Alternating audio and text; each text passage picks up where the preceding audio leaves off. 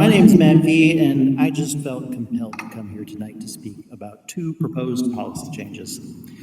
I know what I say won't stop these changes from happening. They're being brought forward to comply with the state law, and honestly, if I hadn't come tonight, they'd probably pass without much fanfare or notice.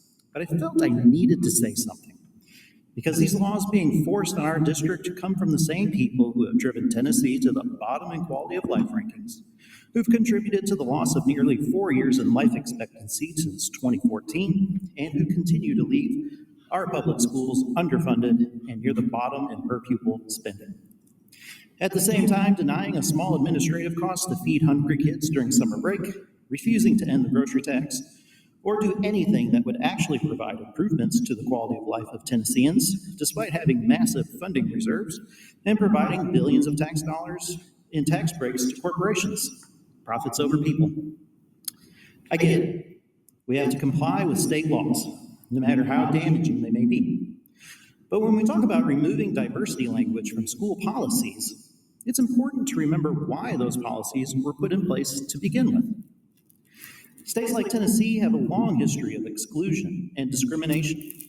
The policies being altered tonight were designed to make sure underrepresented voices in our community weren't overlooked, and to help ensure that the most qualified candidates are hired, regardless of race, background, or identity.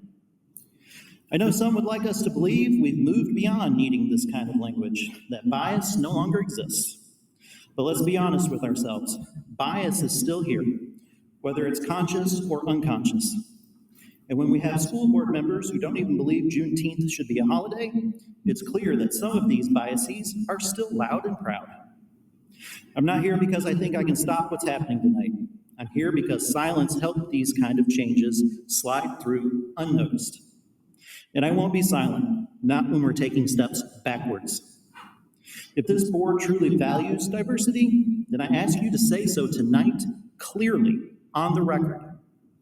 Let the community know that this change is not your choice, but a requirement being forced on us by a state government more interested in controlling narratives than supporting students. Policies reflect values. If you're being made to remove the words, then at the very least, don't let them remove the intent behind them. Thank you very much. Thank you.